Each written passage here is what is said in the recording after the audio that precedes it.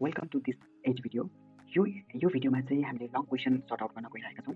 Long question probability question अनि यो question sort out गरेपछि सायद यस्तो टाइपको क्वेसनहरू हामीले प्रायः सल्भ गर्न हुनेछौँ।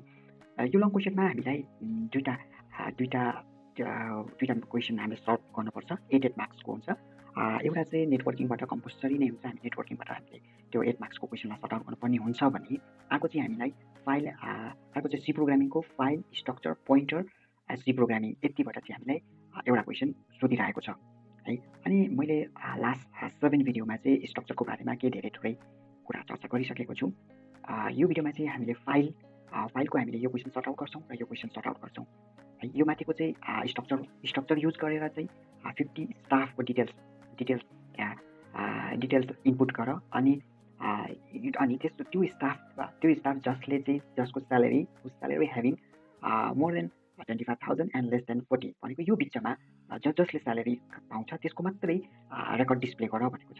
अर्को चाहिँ यहाँनिर के भनेको छ भन्दाखेरि धेरै सिम्पल क्वेसन भनेको छ। यहाँनिर write a C program to enter ID employee name and post of the employee and store data in a file यहाँनिर भनिसकेको छ EXP होइन, इम्प्लोइ होला EMP employee dot TXT and display each record on the screen in appropriate format. यो चाहिँ यो फाइलमा data के भनेको छ, डाटा राख अनि त्यसलाई चाहिँ स्क्रिनमा देखाऊ प्रोपर फर्मेटमा भनेको छ है। पहिला हामी यो सर्ट आउट गरौँ। फाइल ह्यान्डलिङको कुरा हामीले सर्ट आउट गरिसकेपछि पछि हामीले यो स्ट्रक्चरको पनि सर्ट गर्नेछौँ। फाइल ह्यान्डलिङमा हामीले यसमा धेरै कुरा चर्चा गरी सल्भ गरौँ है। त्यसलाई मैले कपी गर्छु फर्स्टमा। अनि मेरो कहाँनिर छ भन्दाखेरि मेरो यहाँनिर छ यो डेप्सी। त्यहाँ मैले यो क्वेसनलाई यहाँ राख्छु। कमेन्ट गर्ने हामीलाई सिङ्गल लाइन कमेन्ट थाहा छ, सिङ्गल लाइन कमेन्ट गर्छौँ किनभने सिङ्गल लाइन कमेन्ट गरिसकेपछि के हुन्छ, यो कोड चाहिँ एक्जिक्युट हुँदैन। ओके, के भयो किन लिएन यहाँ है, यहाँ मैले सरी किन लिएन, सिङ्गल लाइन कमेन्ट भयो है। हामीलाई थाहा छ प्रोग्रामिङ लेख्न अगाडि डेफिनेटली हामीले INCहरू इन्क्लुड गर्नुपर्ने हुन्छ। यहाँ इन्क्लुड आउँदैन भने पनि तपाईँ धेरै थोरै चाहिँ आउँछ, त्यो चाहिँ लेख्नुपर्छ। मार्क्स चाहिँ धेरै थोरै केही भएन आउँछ। यो राखेँ। अब त्यसपछि हामीलाई मेन फङ्सन चाहिन्छ। मेन फङ्सन इन्ट राखिदिन्छु। यहाँ भोइड राख्न पायो, इन्ट राख्न पायो। यदि हामीले यहाँ भोइड राख्यौँ भने यो फङ्सन रिटर्न हुँदैन। इन्ट राख्यौँ भने हामीले रिटर्न 0 राख्नुपर्छ। ओके, यहाँनिर अब मैले यहाँ के गर्छु भन्दाखेरि स्टाफ आइडी लिनको लागि मैले एउटा भेरिएबल बनाउँछु। यहाँनिर इन्ट आइडी राखेँ। ओके, अर्को के भनेको छ भन्दा इम्प्लोइ नेम भनेको छ। यसको इम्प्लोइ नेम के हुन्छ, अलवेज क्यारेक्टरमा हुन्छ। के भयो, इम्प्लोइ नेम राख्यो। ओके, अनि इम्प्लोइ नेम के हुन्छ, क्यारेक्टर स्ट्रिङ अलवेज इन एरेमा कति एरे चाहियो मलाई, यहाँनिर 50 एरे राख्दै नेम। अनि अर्को के भनेको छ पोस्ट। ओके, पोस्ट पनि के हुन्छ, अलवेज के हुन्छ, स्ट्रिङमा हुन्छ। सो पोस्ट भनेको छैन यहाँनिर, यहाँ पोस्ट भनेको छ। पोस्ट राख्दै यहाँनिर 50 यति गर्न त हामी सबै लाग्छ अनि त्यति गरेँ। ओके, अब यहाँनिर के भनेको छ भन्दाखेरि यहाँनिर अन्ली डिस्प्ले इच रेकर्ड भनेको छ। यतिजनाको पनि भनेको छैन, डिस्प्ले इच रेकर्ड भनेको प्रत्येक रेकर्डलाई डिस्प्ले गर भनेको छ है। फर्स्ट अफ अल मैले यहाँनिर युजर्सबाट कतिजना स्टाफको इन्ट्री गर्ने भनेर मागौँ है। इन्ट नम्बर अफ स्टाफ बनाएँ। ओके, नम्बर अफ स्टाफ भने प्रिन्ट एफ राखेँ। यहाँनिर आएँ इन्टर नम्बर अफ स्टाफ भनेर कतिजना स्टाफको मलाई चाहियो भने चाहिँ इन्टर नम्बर अफ स्टाफ यहाँनिर स्क्यान एफ गरेँ। युजर्सले हालिदियो यहाँनिर %d अनि यहाँ कमा लगाएँ। यो के हुने भयो, एम्परसेन्ट कुनभित्र जाने भयो, नम्बर अफ स्टाफ। यहाँ कतिजना स्टाफको माग्यो। ओके, ल अब मैले यहाँ चेक गर्छु। यदि यहाँनिर युजर्सले नम्बर पनि हालेन, केही पनि हालेन, इफ काट्यो क्विट भयो भने इफ नम्बर अफ स्टाफ छ and number of staff greater than 0 भन्दा ठुलो हुन पर्यो। ओके, छ भने लुप लाउनु पर्यो, फर लुप लाउनलाई एउटा भेरिएबल चाहिन्छ। त्यो भेरिएबलमा डिक्लेयर गर्छु इन्ट आई। ओके, यहाँसम्म। यहाँनिर म आउँछु आई इक्वल टु के हुन्छ, आई इक्वल टु 1 एरेको कुरा छैन। I equal to greater equal to number of staff. युजर्सले जति इन्ट्री गरेको छ त्यतिको बराबरसम्म जाऊ आईको भ्यालु आई प्लस गरेर। ओके, अनि मैले के गर्छु यहाँ सरी आउँछु आई प्लस।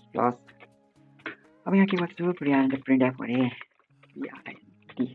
प्रिन्ट एफ के गरेँ मैले, यहाँनिर प्रिन्ट एफ गरेँ। प्रिन्ट एफमा मैले enter STF staff ID number. Okay, line break गरेँ, क्वेसन मार्क राखेँ। अब यहाँनिर के हुने भयो, स्क्यान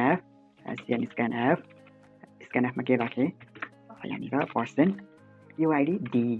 यहाँ आउँछु, यहाँ कमा लगाइदिएँ, एम्परसेन्ट के हुने भयो, यहाँनिर आइडी। ओके, यहाँसम्म भयो। आइडी भनेपछि यो कतिसम्म रिपिटेड हुने भयो भन्दाखेरि आइडी इम्प्लोइ नेम पोस्टसम्म हुने भयो भने 3टा चाहियो यहाँनिर के भयो staff name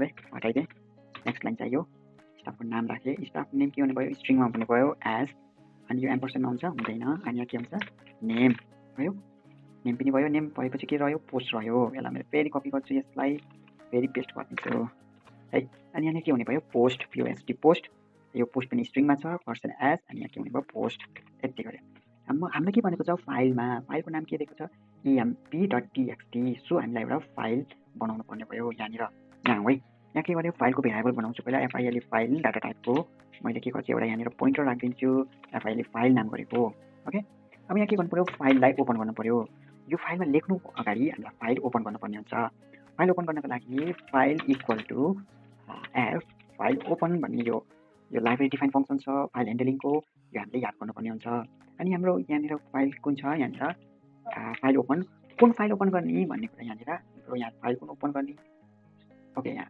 file F open file open सुरुमा फाइल ओपन फाइल छ कि छैन भने मोड यहाँ मोड राख्नु पर्यो यो फाइल यदि छैन भने आफै फाइल बनाउँछ भयो भने त्यही पुरानो फाइल लिन्छ ओके डब्लु भनेको राइट मोड यो राइट मोडमा खुल्यो यो मोडहरू याद गर्नुपर्ने हुन्छ रिड मोड राइट मोड एपेन्ड के छ सबै याद गर्नु होला एकदम इम्पोर्टेन्ट छ यो चाहिँ सोध्छ है फाइल मोडहरू कति प्रकारका छन् के काम गर्छ फाइल मोडले भन्ने कुरा सोध्छ एकदम नबिर्सिकिन फाइल मोडको बारेमा पढ्नु होला बुकमा छ यो फाइल मोड यहाँ ओपन गरिसक्यो अनि फाइल मोड ओपन गरिसकेपछि यहाँनिर म आउँछु एकदम सिम्पल छ एउटा फङ्सन छ लाइब्रेरी डिफाइन फङ्सन छ जसले चाहिँ त्यो फङ्सनले के गर्छ यहाँनिर एफ प्रिन्ट एफले के गर्छ भन्दाखेरि एफ प्रिन्ट एफले कुन फाइलमा लेख्ने हो भन्ने कुरा यहाँनिर फाइलमा लेख्ने ओके यो फाइल अब यो फाइल लेखिसकेपछि यहाँनिर के हुन्छ डाटाहरू यहाँ लेखौँ है यहाँनिर सुरुमा के चाहियो हामीलाई यहाँनिर %d एउटा % चाहियो %s चाहियो अनि के चाहियो %d %f फेरि %s चाहियो अनि मलाई नेक्स्ट लाइन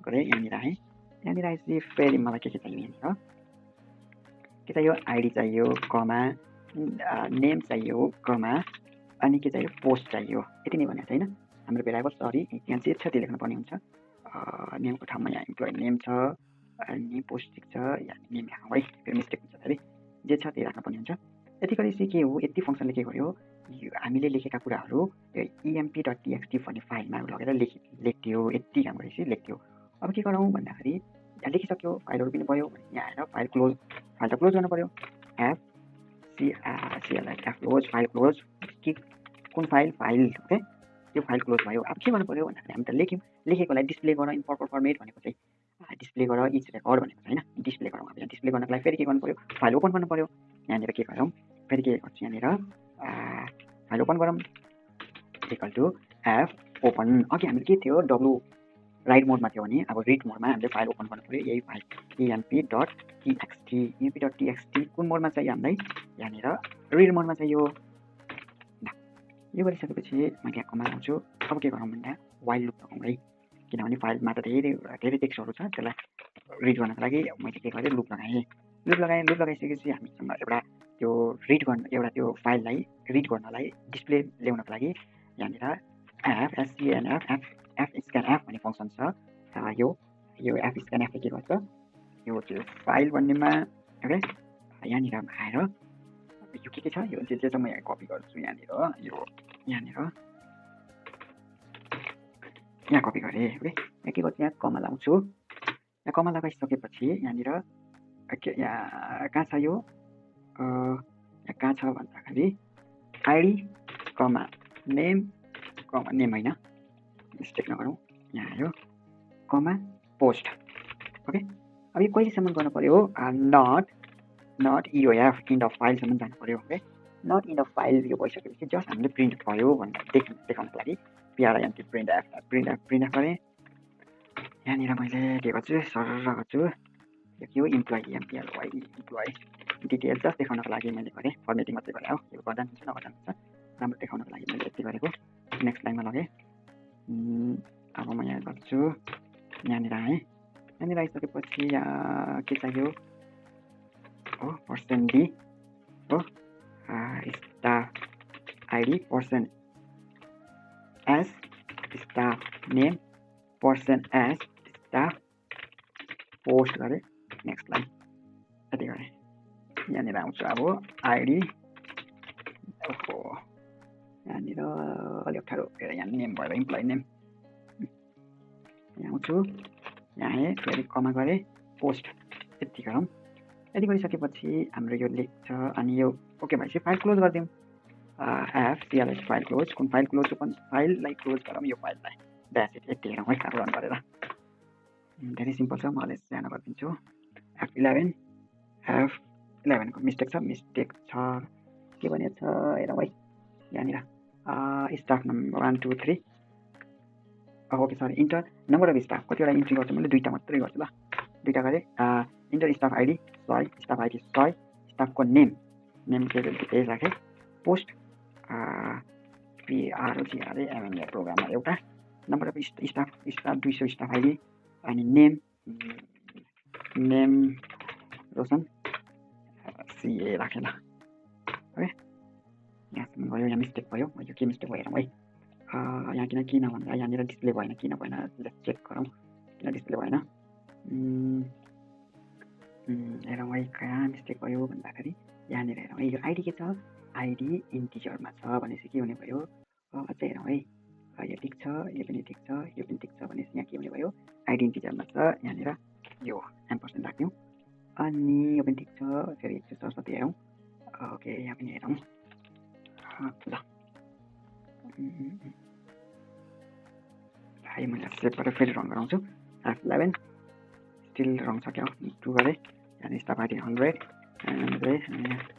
प्रोग्रामर फेरि स्टाफ आइडी 200 अनि रोशन CA ल यो भयो यहाँनिर के आयो दुईवटा स्टाफ यहाँनिर डिटेल्स हालिदियो अब यो चाहिँ हेरौँ है employee.txt चाहिँ मेरो डेस्कटपमा सेभ भएको हुनुपर्छ त्यो फाइल म जान्छु यो पनि क्लोज गरेँ यहाँनिर employee.txt आफै बनिसकेपछि यहाँनिर यसको रेकर्ड पनि यहाँनिर बस्छ यसरी हामीले यो फाइल ह्यान्डलिङ सर्ट आउट गर्न सकिन्छ धेरै सिम्पल छ जस्ट हामीले यसलाई ध्यान दिनुपर्ने हुन्छ सो होप यो भिडियोले चाहिँ फाइल ह्यान्डलिङलाई धेरै थोरै भए पनि तपाईँको कन्फ्युजनलाई क्लियर गर्यो होला सो यो भिडियो हेर्नु होला यो भिडियो हेरेपछि तपाईँलाई फाइल ह्यान्डलिङको प्रब्लम सर्ट आउट गर्न धेरै सजिलो मद्दत पुग्नेछ हस् त आजको यति नै फेरि नेक्स्ट भिडियोमा चाहिँ मैले यो क्वेसन सर्ट आउट गर्नेछु यहाँनिर यो क्वेसन अलिकति घुमाएको छ अलिकति ट्रिकी क्वेसन छ यहाँनिर यो क्वेसन सर्ट आउट गरौँ यो दुईवटा क्वेसन सर्ट आउट गरेपछि मोस्ट प्रोबेबली यही दुईवटा क्वेसनबाटै यस्तै टाइपको क्वेसन आउने हो यस्तै टाइपको घुम्ने हो क्वेसन चाहिँ